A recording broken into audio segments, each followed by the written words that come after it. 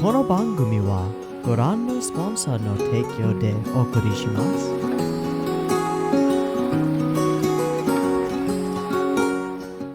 Alrighty, welcome everyone. I'm Teeaboo and I am here for So no Frieren season only, episode next. Just kidding, it's episode 26.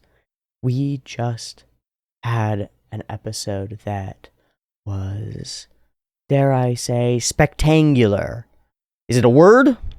No, but it's about as close as I can get to describing how I feel about that episode, or pair of episodes. Pretty fucking spectacular. Now we move forward, watching a dream come to fruition, watching an old friend grieve without knowing how she really feels. We watch as our young mage apprentice transcends that role to stand shoulder to shoulder with her master. And we watch as fate and prophecy seems to come together. And spirits, long separated, are reunited once more in the quest for magic and understanding. In the last episode, we watched through Serie's cold eyes the birth and growth of the great mage Flame.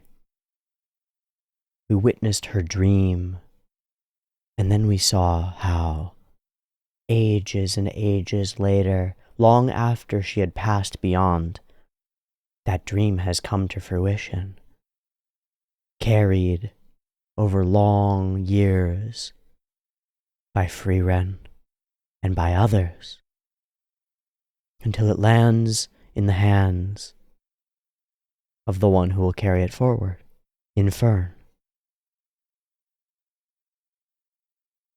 Flame continues on long after herself, and it is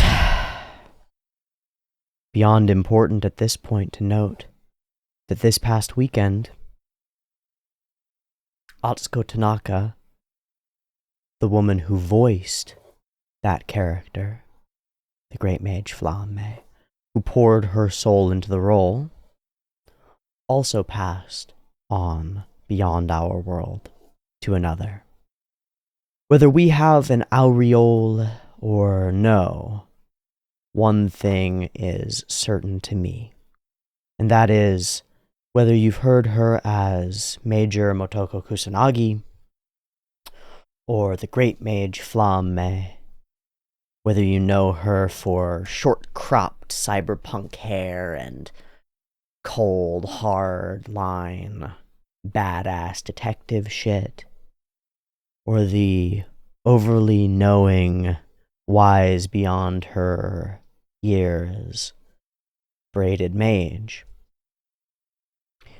By listening to her voice, by hearing her play these roles and act out these characters, you have engaged in her journey. And by letting her work and her art into your art, you have allowed her desires and goals, though we may not know them as clearly as we know Flame's, to be realized. So here as I draw a braid, an endless golden braid, perhaps, I think of Flame and I think of Oot Tanaka, and I think of artists and creators, wizards, magicians, people who see through reality, past the shadows to the truths beyond, and reach out and have the nerve to try to alter the flow of other people's conscious interpretations of reality. I see those people as strands in the braid, and every link, every point where they connect and lock and blend is an opportunity, a place to see yourself as part of a longer chain, as part of something grand. far beyond any of us, far beyond what we can individually comprehend. But there's something about knowing that there will be others after you, and that they might find your work and carry on with it. That your dreams don't need to be limited to the scope of your tiny lifespan. That we are an entity collective, not individual. A braid, a rope, stronger by far than any of its threads individually. That is humanity. Elves stand strong as individual threads. But humans? We shift and we move, we flow forward and together. We lean and rely on those that came before, the deeper roots, the longer threads, and we weave ourselves in amongst their stability.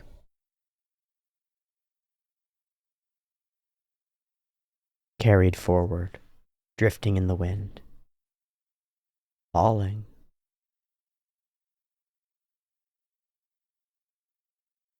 Individually we die, but the whole goes on and grows on. So to Oot Tanaka, who lent her voice to this character, made this person whose meaning took 1,000 years to become revealed, made that person real to us, to Oot Tanaka, I say thank you for giving yourself to the weave. That's magic. And your contribution is now stored away in a grimoire, safe for anyone to see and access for a long, long time to come. What a strange, strange and beautiful world we live in. How like a fantasy it can really be. Thanks for listening. I'm going to put this up and then we'll watch some Frieren. Okay, so we're going to watch episode 26. We just came off of episodes 24 and 25, where we had the most amazing beatdown of the nega self that I've ever seen. It was super sick, nasty. It contained this, awesome blend of, Death of the Mentor without being Death of the Mentor, and at the hands of the student too, but without being actually Death of the Mentor, which is pretty freaking sick. It's like dojo master samurai shit, you are the one who is worthy of carrying on our tradition, and I fucking love it. We've taken down the nega Frieren, who was responsible, it seems, for chaining together that door with the death contingent locking a door vault spell, which means we should have access to the best part of dungeoneering, and the part that we all know is coming. When you defeat the boss, you get the treasure, so we should be getting the treasure, with one little wrinkle, which is that there is an entire horde of nega everybody coming toward us, and in and amongst it is a hair spike monster drill person thing. That's bad. That's bad. I'm not too worried about it. Just to tell you a little secret, I think we're gonna handle it okay. And my expectation for this episode is that this is a way to, after we had the pure primo badassery, step back half a notch, go from 11 back to 10, and let all the other mages show that they're actually capable and cool, and show them all working together, right? Have everybody work together, strategized, and toast all these other dudes as they're coming in to prevent them from all killing them from behind, and then probably moving toward wrapping up this whole section of the mage exam, getting our treasure and finding out what rewards we got, and taking stock of who has died. Sorry, dead people. You just weren't cut out for it. God, Zen is not the best pacifist. Kind of terrible at it, actually. Last episode was such a strong action and emotional catharsis episode that I feel a need, even though it's been a short time, for a little bit more of a lightness to this one. A little bit more of a less in-depth ka-chunk, ka-chunk, ka-chunk locking in of focus, and more of a broad view of a couple of different characters all struggling all together and doing cool things, and some cool action sequences that make us feel really good, and maybe some dope lines that make the episode that we just watched cement better in our memory. That would be like ideal for me as we head into what will then become the last two episodes, where we need to do like, I don't know what the fuck we do here at the end of this. Like, I don't know how you wrap this shit in a way that feels good, but I trust. So, here's our transition toward Endgame. Let's see how we handle the rest of this dungeon and whether we make it out in this episode, or maybe if this is more drawn out than I expect it will be. It's quite possible that there will be other pitfalls and hurdles that we don't expect, but it feels like we're going to make it through. That's it for me, folks. Thanks for joining me. Thanks for watching along and always commenting and liking the videos and all the stuff that YouTube wants you to do. But more importantly, thanks for being here with me in time and space. I got a comment a few days ago from somebody who was reading through my Oyasumi Poon Poon reactions, which are a couple of years old at this point. And it was them saying like, man, you talk about this a lot in the videos, but I'm watching this now, and it's been a couple of years, and I don't know if you'll get this comment, but it feels like I'm actually sitting here and experiencing this with you in time right now, and with all the people in the comments who are experiencing it with you, and it just feels crazy. What a weird thing you've created. And I was like, yeah, man, hi. Welcome to the timeline, fellow time traveler. I'll see you in another world line, friend. So, whether you're watching this now, like the day it comes out because you're on the Patreon and you get early access, or if you're watching it a week later when it gets uploaded to YouTube, or if you're watching it a year later or 5 years later in the distant future that hasn't even crossed my mind yet, welcome to the timeline. Happy to meet another fellow traveler and to engage in this multiverse that we have, where we can experience a piece of media that was created at some point, and I can create something around it, an experience of sharing it, and then you can experience that at your own leisure, at your own time. It's a pretty powerful thing we've got going on here. Like a grimoire of grimoires, a library of libraries. It's pretty neat. I like it a lot. That's why I keep doing it. That and the fact that it enables me to survive, which is really great. Hey, check out the Patreon. It's really cool. Thanks so much for watching. I'm going to stop blathering now, and we're going to watch the Frieren. I've got episode 26 up and ready to go. There'll be two versions, picture-in-picture in the description, timer on YouTube, beep beep timer to count you down, early access on the Patreon, beep beep timer to count you down. Let's go.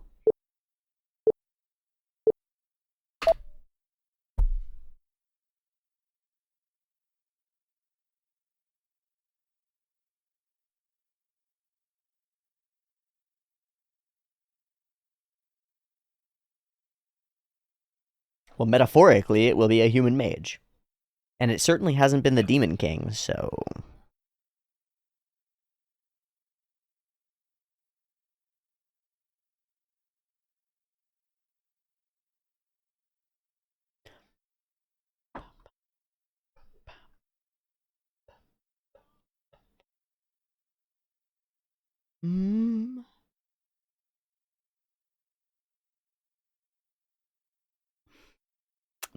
Drywall dust. I put up some shelves, and I think some of it got into my tea.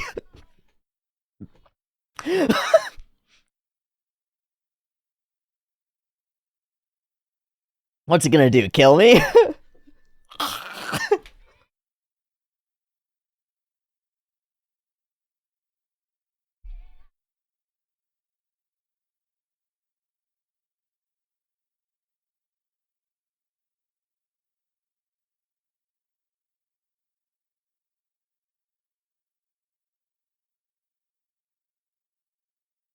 It's amazing how dramatic this transition to Mage Exam felt when it first happened, and now as we move toward the end of it, I can't imagine the show being different. It's like Hiroaka without the tournament arc, just like can't imagine, cannot even consider. What a weird idea. Yeah. Yeah, we get to see something again? It's new stuff too, what the fuck?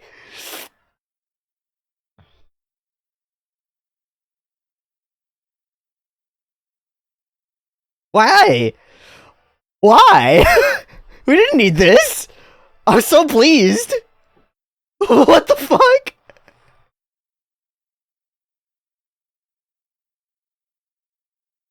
Oh my god! I thought we were gonna get a chilled out episode! What the fuck? Never mind. Oh, fucking make my own golem.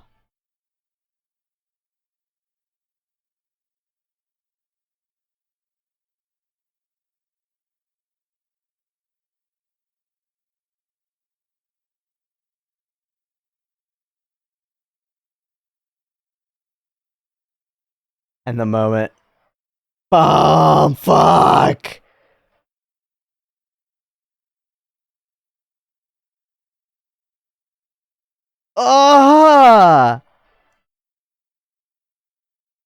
Is that the same guy as the last Jujutsu Kaisen episodes? With this Hakyugo? Or, Sota? Yamazaki? Fucking somebody. It was somebody! I don't know who that was! Oh, hello.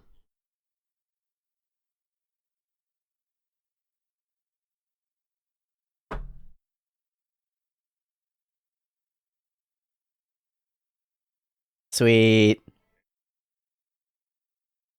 Methode is dope.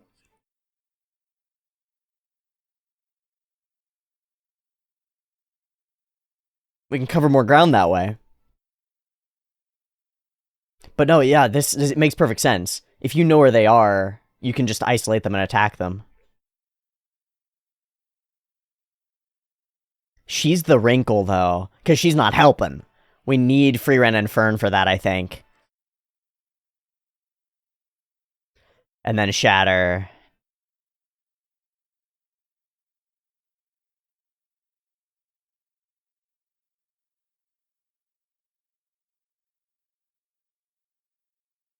Blocks against physical.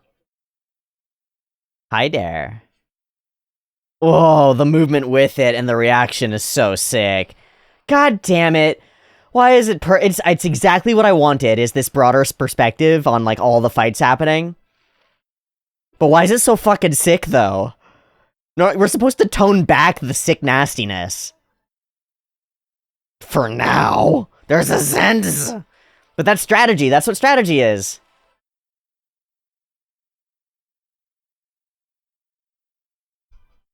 What about Doc Ock, bro? Is Denkin going for Doc Ock? That should be the move. He's the only one who has a shot, I think. But he better have backup, because that's fucking Zen's bad. I don't know. Yeah! Oh.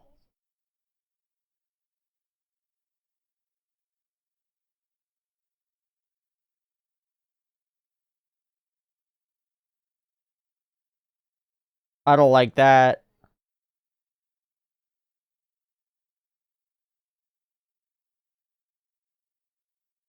I don't like that. I don't like that. Fern is so good at hiding herself. Oh, that's such a problem? Yeah, you coming really is a fucked up thing to do.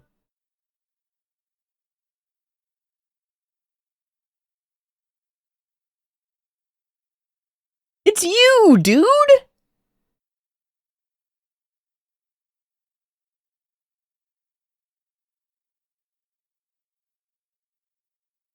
You a pretty fucked up person, Sins. Nice.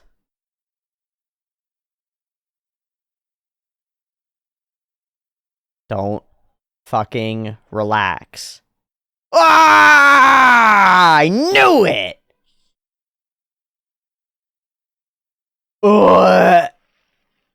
That was through the heart.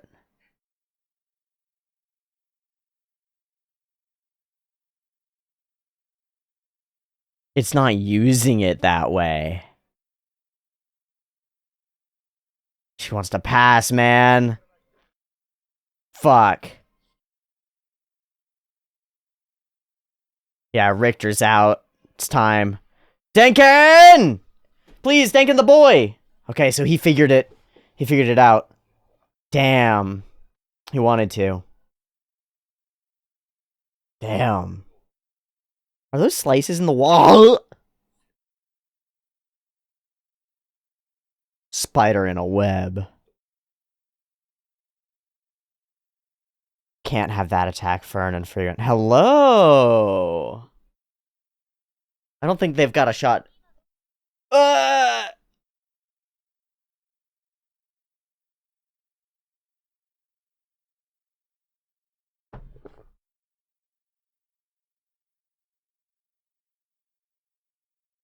No.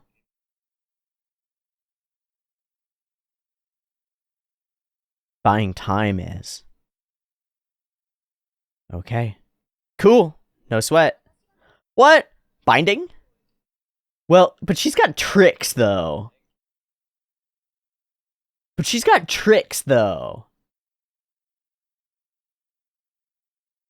It's not direct power scaling, yeah.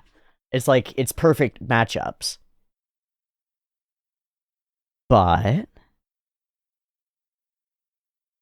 Zenze herself? Because of understanding her? What? We've noticed. Oh. So if you think you can kill her... But Zen's doesn't seem to use... She's only used stone, mostly. Interesting. Okay, I don't know. I don't know yet.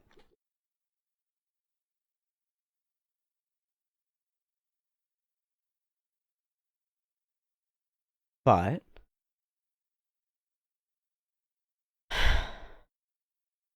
Oh, okay. So the hair counts. It's hair. It's hair. She can cut it. It doesn't matter whether it's got magic through it. It's hair. She can cut it. Fucking shot. Can't see all of her. Yeah. Fuck. That's so sick. But you can cut it.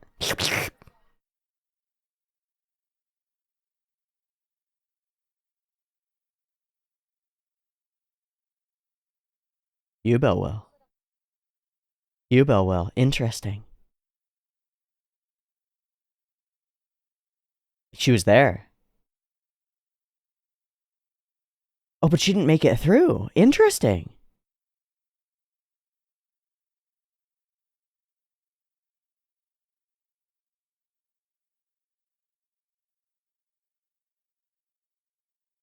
But she can imagine cutting a cloak. But she can, because she can... It's cloth.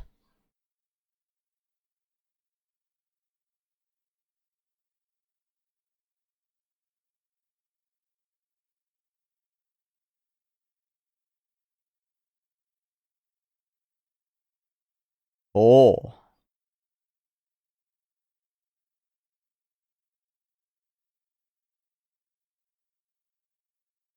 Suki. Shing. Naked. His pants just fall down. Or no, she disqualified because she killed somebody.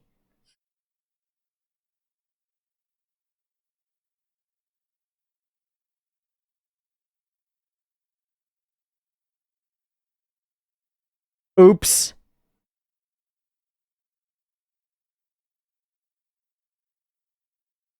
Because the nature of her limitations and imagination is just that.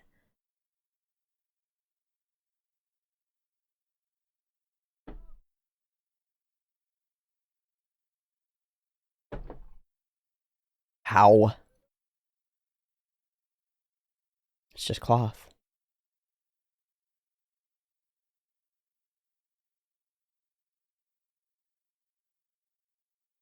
Cloth is cloth.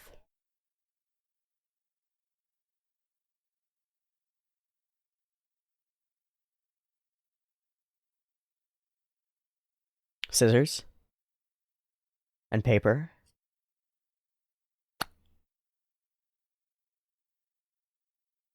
Can imagine, can imagine. Shing. Easy.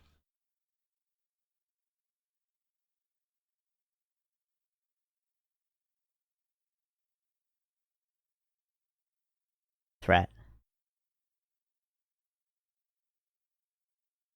Cool angles.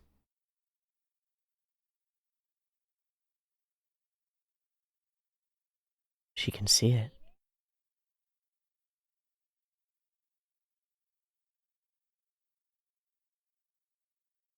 Like hair. But that's what makes it work. That's what makes it work. If she can believe so strongly that she's insane. But it is. If you're broken enough, it is.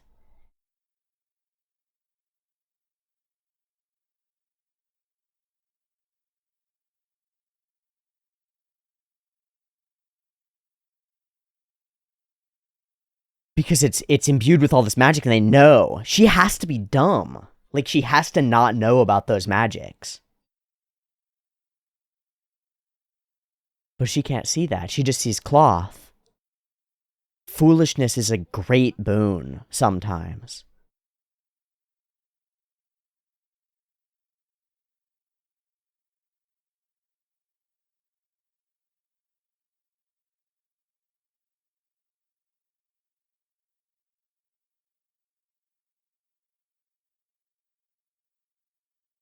Fuck. That's so relatable to real life in such cool ways.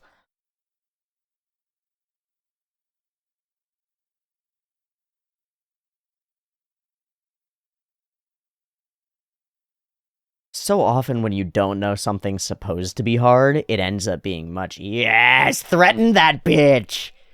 Yes! Yes! Fragile hair you have, my dear. Übel scissor hands coming in. Rad. Instant. Sleazy easy.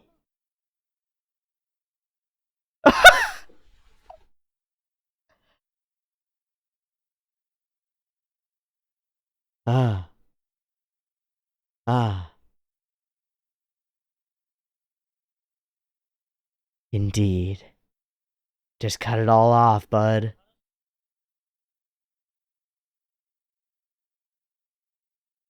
Moving around and healing. This is dope.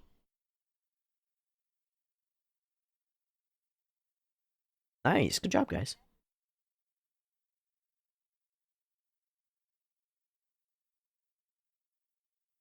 Sick.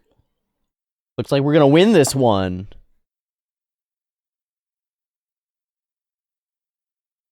Virabel will be like, not that surprising, actually. Yeah! And, like, Nen battles! So sick. Well, maybe. Not if you're Frieren or Fern. You don't want as many options as possible. Oh, you mean for the rock, paper, scissors to move them into places. That makes sense. That makes sense. I was thinking about for as an individual mage, you want as many options as possible. Which makes an interesting question of, like, why focus on just one? Like, get really good at rock, so you just punch the other person in the face. Fuck, I forgot about Dankin. Holy shit. And Fern is invisible. And has hyper speed, AK.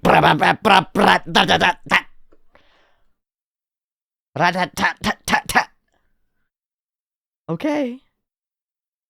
Yeah, you're the only one who could find her, probably.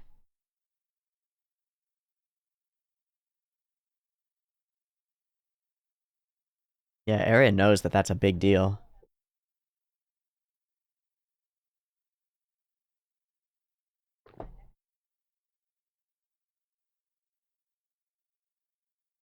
Cool. Fuck.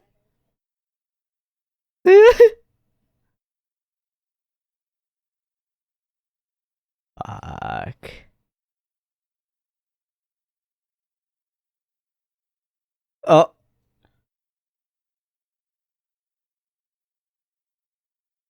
Uh-oh. We got a Dankin, though. Wait, how did... They continuously respawn? That's bad.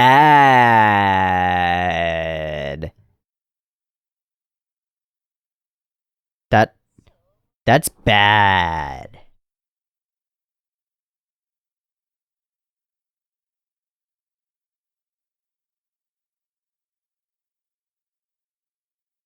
Let's go! Nega Richter! The set of powers that exist are so sick. Oh my god, this it's like a steal your magic sort of thing. It's like sealing and unsealing from Lightbringer. No, Fern! Don't kill mommy! Can't believe that I said that. Oh, this is still happening! What the tits? I thought we covered it, like, last...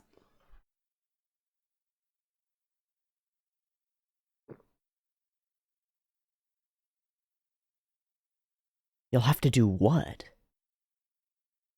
The touch, the POV?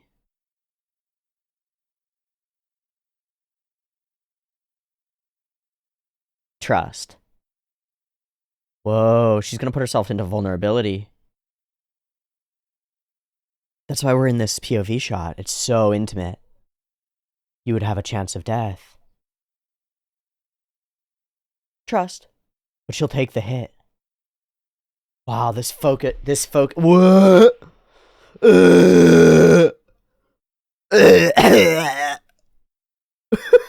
Words...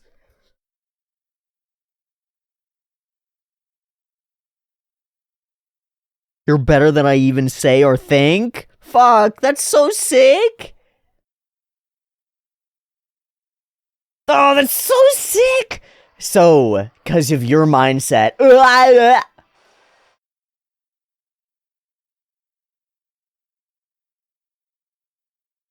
How did we split the emotional climax catharsis into last episode and the action one into this one? How do we do that? Oh,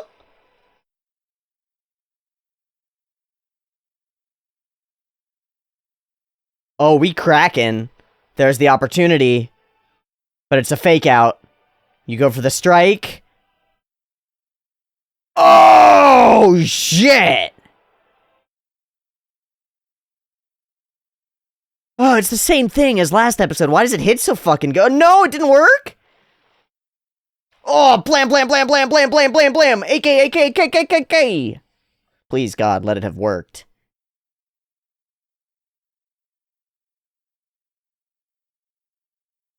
Keep firing! Whoa! What? Her staff! What? What happened? Yeah.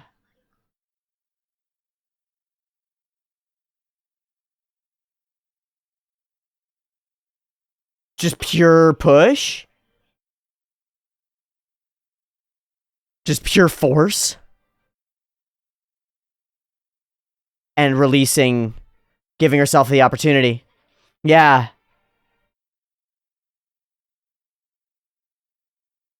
But Fern, though, she'll be okay. The staff, though!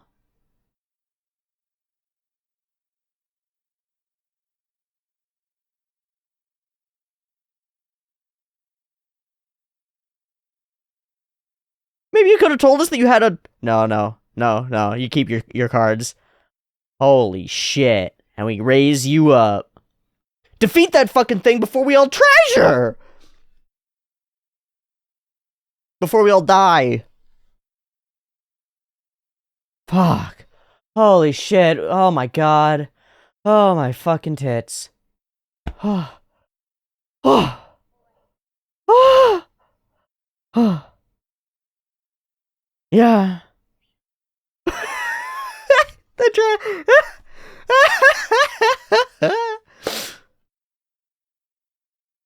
Holy shit, the raw push energy is such a crazy vibe reveal of just like, oh yeah, you don't need a spell. It's not even mana. She's tapping into something deeper or something. I don't even know. Fuck you. Fuck you in particular.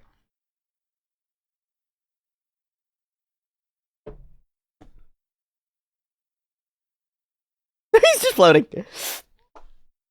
Where are Frieren and Fern?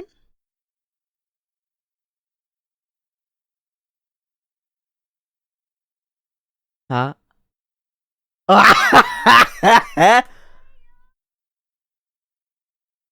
There are 3 deep too. There are 3 more. Beautiful dispel of tension.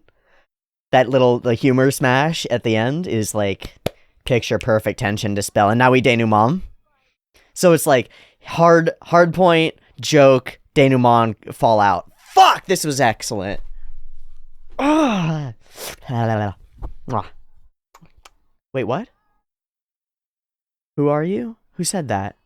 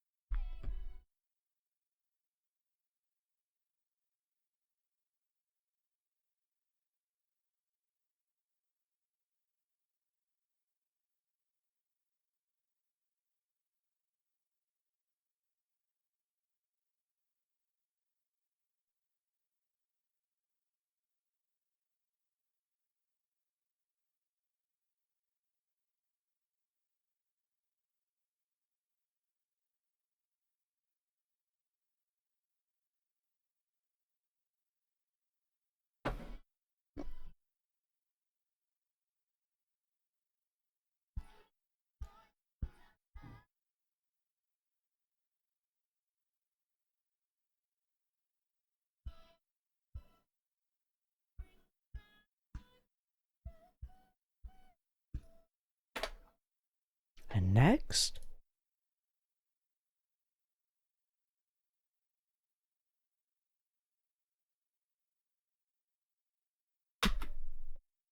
Sick! Looks like we might actually physically meet Serie, just based on a line that I saw there. Whoa.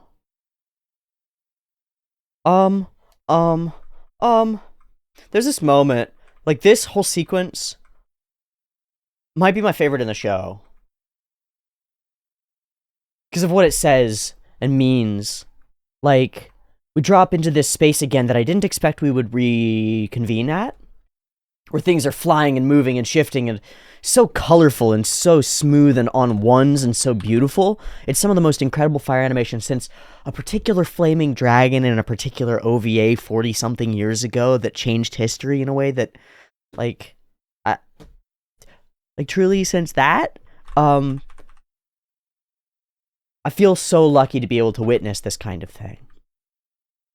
But what I didn't expect and couldn't have was for us to move into a secondary climax from last episode that peaks in this additional emotional... Like, the format is the same in a lot of ways. It's like, we build up to this incredible peak climactic moment, and then we drop into a context-granting flashback moment that is deeply personal, and then use that to bolster, buttress, and return, like, swoop back around to the climactic moment to ka-chunk, lock it in, and the whole thing goes.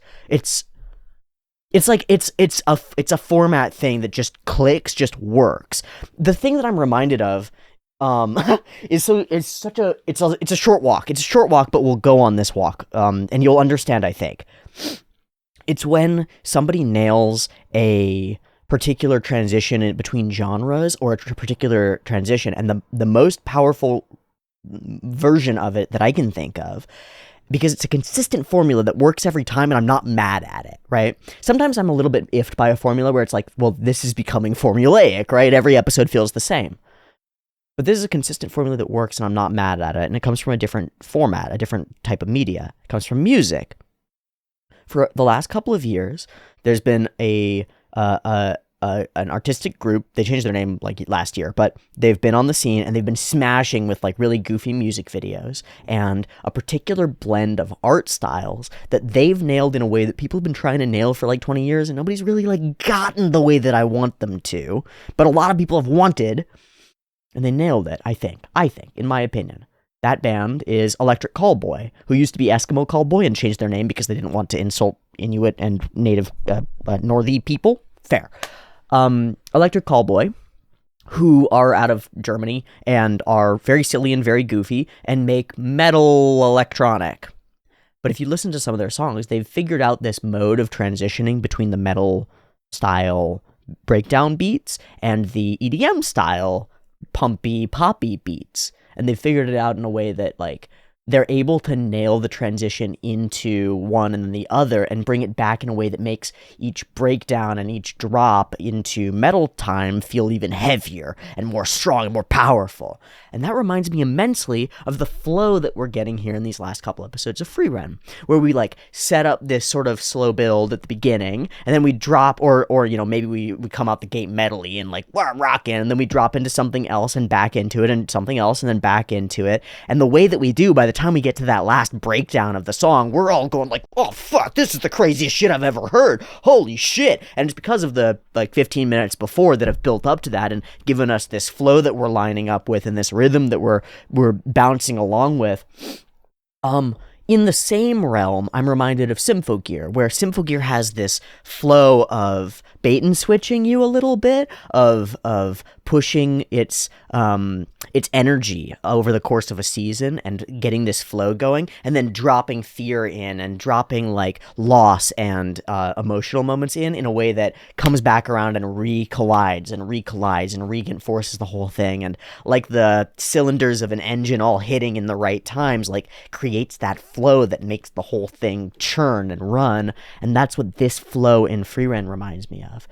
But then it's also that each churn, each bit of it is so excellent, so particularly excellent, that you're drawn into it without like consciously remembering what you were just doing, because there's so much going on. That's how I feel. It feels like when we go from this scene of the most spectacular visual, dragons fucking flying in the sky, fighting immense, to this scene that's like carefully POV focused and deeply intimate, and like suddenly we're within 3 feet less of this character and we're like right in full close-up, face to face, and the hair is right there, and these angles are so subtle and soft, and the little bits of movement of the hair, the eye line is right with us, and we're watching each other. We're intimate, and we care, and we're close, and so we're made to feel. We know what this means. We know that this means that Frieren is putting herself in like legitimate danger in order to enable Fern to get a shot off, and we're given all of that through subtext, through the scene, through the intimacy of it. This close moment feels like Death Flag territory, and it's meant to, even though in context we know that Frieren herself and Fern herself are probably pretty safe, all things considered, just based on the nature of the show. They're pretty safe. Still, we sort of faux Death Flag it. We make it tough and scary. Can we trust this? What if something goes wrong? This is a powerful moment. It's like, yeah, most of the time when you kiss your partner goodbye and they head off to work, they're going to be fine. But sometimes car accidents happen, and like, you got to cherish that moment at the beginning anyway. This is cherishing that moment, connecting here.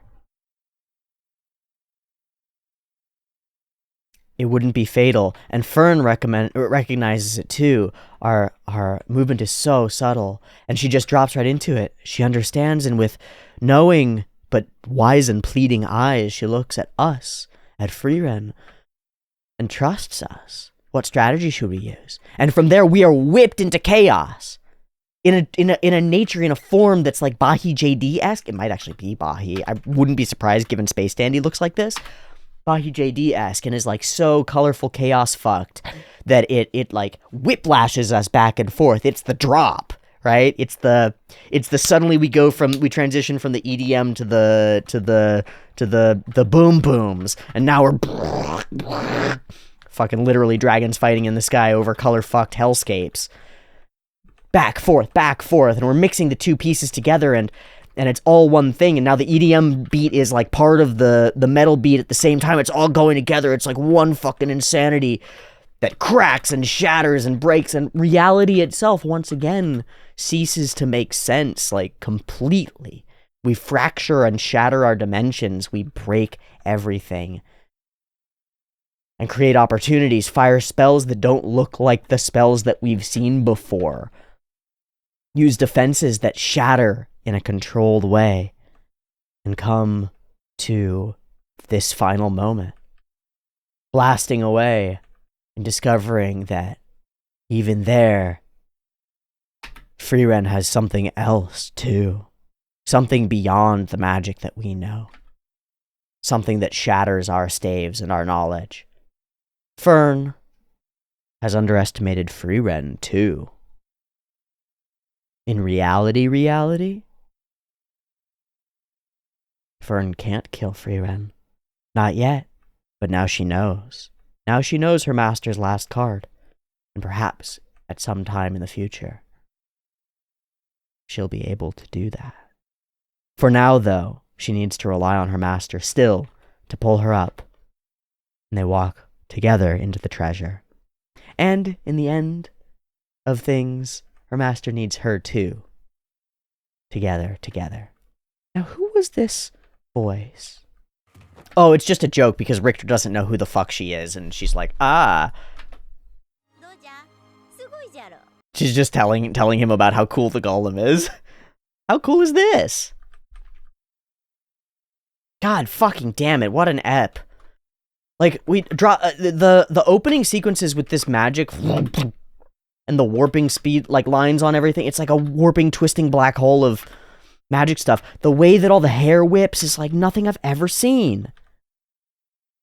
And then there's this moment where everything sort of like whips up together. Here. And then another one. Here. And they're like... They're so sick. The whole mecha and all the light shows and all the... How did we get another sick nasty episode of so much incredible fighting? Like all the individual mini fights are so cool too. How did they all end up being such banger little battles? Even the ones that aren't even battles, that are mostly conversation, are fucking bangers. The whole Übel thing is fucking sick. The surprises and ambushes are amazing. I love the flow of all of this. I love the explanation of Übel and like finding out how it is that she killed that guy. Like how her power works. And I love what we're about to be able to do to extrapolate from it, because this is applicable to real life in some really interesting ways. I think it's super deeply true, and it seems to happen relatively often. There's like a great benefit to not knowing how big a bite you're taking of something. Like, not understanding that something is on the order of difficulty as brain surgery and just going for it and being like, I'm just going to figure it out. It can't be that hard, will enable you to do so many more things than not. Here's like a simple example in a way. I think a lot of people, in fact, I don't think this, I know it because I'm on the other end of this. A lot of people are very afraid of their homes, their house, the actual like physical workings of the house. Like it's a black box that they don't really understand. Let's say sinks, faucets, right? There are some tubes underneath and some tubes up top and some things that screw in, and you turn the lever and the water comes out, and beyond that you don't really want to know how it works. I think a lot of people build up this image of that's like, well, the people who are able to work on that are plumbers because they know what's going on. But if you just go under your sink and are like, I'm an average intelligence human, maybe a little below, who knows? But let's see if the tubes connect. Then you'll find that sinks and faucets are essentially like the simplest hacking mini game where you just got to get the stuff to flow from one point to another, and you just got to be like, where's the point that I need water coming from? Okay, it's there. And where do I need it to go? Okay, it's there. And I need a tube that goes from one to the other, and there's a tube here, and it's already there. And is it screwed in on both sides? No. A problem. It's like, easy, actually. And then it's like, well, there's something that's not flowing in the sink. What do? I don't know. Poke at it. Push something through it to see if you can clear it up. Oh, did that work? It worked. Fucking sick. Like, it's not actually that much more complicated than that. But you can prevent yourself from ever trying. You can like freak the fuck out about a sink by just being scared about it. By just believing that it's something that only first-class plumbers are able to do. But trust, fam, like, a 0th class shit-tier non-plumber can also usually repair a sink. Most of the parts are hand screw on. Like, they're literally made to be screwed on with your hands and taken apart that way. It's not that impossible. Now, other things are maybe harder. Electrical's a little harder. You might want to know what you're doing so you don't get fried. Things like that, but a lot of little things like that, or like auto mechanics and motorcycle mechanics and stuff, are not outside of your potential, unless you believe they are. The same goes for a lot of things. A lot of things, people find them to be mysterious. I've done that a lot. I think over the past couple of years, I've significantly improved my understanding of finances and like how to money a little bit. It was total black box to me that was like, that's a realm that's not for me to understand. Part of that's because I was raised in a family that wasn't super open about how finances and stuff worked. So I didn't really have this imagined and we're really stressed about those things. So to me, it was like, that's a stressful space that I don't really know how to or want to engage with. There's a lot of magic in that. There's like a lot of defensive magic around that. I would need like a professional to go and do that. But then I thought about it a while ago, and there are some videos where I talk about this as dragons that I had to overcome, as things that I had to battle. And the same goes for figuring out health insurance. Like, these things felt like black boxes to me. They felt like they were impossible things for me to overcome, and that was the only thing limiting me from slicing through them like butter. The only thing limiting me was my own ability to imagine myself as capable. So, whether it's like getting a job or figuring out how to like make a purchase that requires some financing, or how to save your money, or how to clean a room, or how to fix a faucet, whatever it is, if you get this initial impression that's like, that's like a big thing, that's like a spooky thing, maybe take a second to evaluate where that comes from, because it might actually not come from it being big.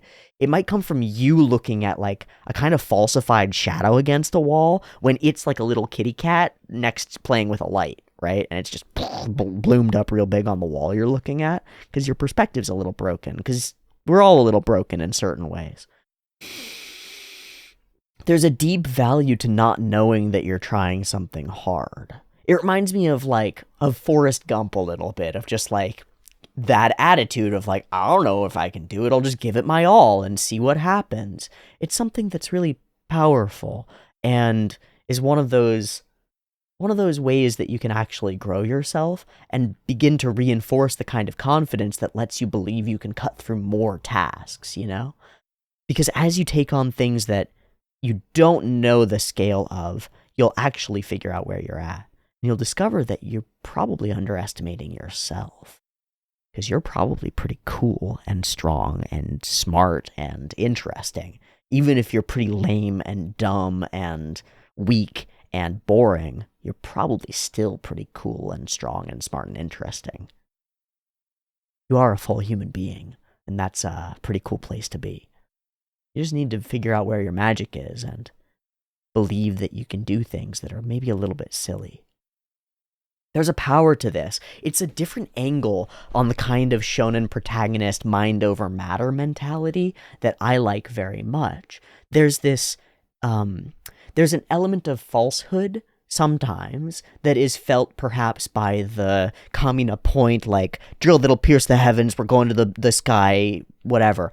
I believe in that wholeheartedly, but to somebody who sees limitations in their lives, who sees a lot of walls before them, telling them that they can drill through those walls doesn't always like click correctly. So this gives another angle, another like tool toward that toolbox, is saying like, you might believe that there are those barriers, but maybe it's the belief in the barriers that makes them real. Maybe if you didn't believe in them, maybe if you were a little bit more foolish, a little bit less like scared, then you would just slice through. Because the hesitant strike of a blade won't cut through in the way that one that's like truly believing will. whether that's a magical blade or a physical one, if you don't cut through, right, like physically, if you don't angle through, you're not going to transfer force in the way that actually cuts through. You have to believe before you swing. If you don't think you're going to hit the baseball, you sure as hell aren't going to hit the baseball. It's a really cool element of the way that magic works in Frieren. This whole sequence, I just gotta mention, from the angled light to the complete transition of power as we move forward, and the incredibly kinky scene in some ways. Very focused, very down-angled, knife across you, slip the scissors forward, and sink, shink, threaten. Like, that's a direct threat loom.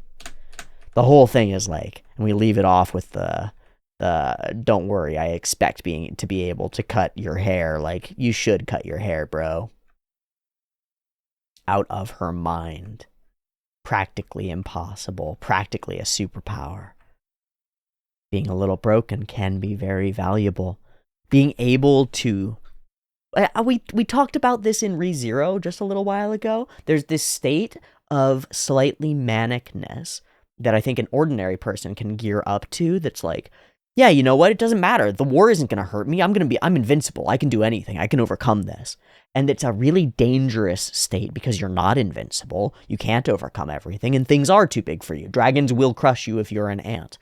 But in order to even have a chance, sometimes you need to engage in that state because you have to convince yourself to slice through, to like commit to the bit and run for it and like push.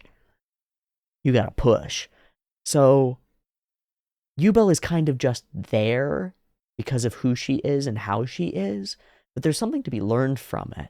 There's something about this a little bit fantastical superhero state of self-belief and self-delusion, self-deception. Let's not mince words about it. Sometimes you actually do need to deceive yourself a little for a purpose, like, no, motherfucker, I can do this. And then you push for it and you find out that it's not a deception. That's the point at which the fake becomes real. That's at the point at which what Kaiki says becomes really true. Yeah. Yeah. Yeah. Hair is something to be cut. This episode is something to be fucking savored. What a clusterfucked extravaganza. I'm gonna Sakagaburu fast. I just want to know who did the clusterfucks, and if there's evidence of that like spinning shot of debris in the sky and like fire and stuff. I want to know what's up with that. So let me pull Sakagaburu really quick. Okay, we will just do what I've been doing and grab, yeah, you can see this, yes. I will grab 500 and up. So, oh, no, because I'm grabbing this one as well. Why is that so low rated? What the fuck? And this one too, I'm gonna grab all of these. Okay, bink, bink, bink, bink. Bink, bink, bink, bink, bink, bink. Oh, there's it's running. Ah, it's Watanabe. And that one's Verkreek. Oh, that makes sense with the super smoothness. Okay, we'll Kandori Mayuku. Snip, snip. Beautiful framing, great composition. I wonder who storyboarded those? Unclear. Emi Hiraoka is for this smooth. Hiraoka, have you done other Frieren stuff? No. Okay. Cool. Great cut. Nishita Tatsuzo, sorry. This has that insane blackout. Oh, that's so sick. That's so sick. And then the shatters through, and the moment of Wade and the slow-mo sick. Mainami! Ooh, Mainami again for all this tangly stuff, and the whip, transition, flow. We saw Mainami work on this before, right? Nope. I wonder who that was before then. Oh, it was for this shot, which was all goobery. That was Mainami. I remember talking about that. So that makes a lot of sense because that goofy moment with the ka-chung, ka-chung, ka-chang reminds me a little bit of the goofiness, not goofy, but like floopiness, flowiness, I don't know, dynamism of this. Okay, sick. Sanomiya. Bakum, blam, blam. And then here we have the thrust backward and the ka-chunk, badam, badim, babam. And then thwam from there, and the impact frames too, which are sick nasty. All right, this is Sauce a Lot and Artist Unknown. Oh, that's that one. So that piece was Sauce a Lot. I just gotta check.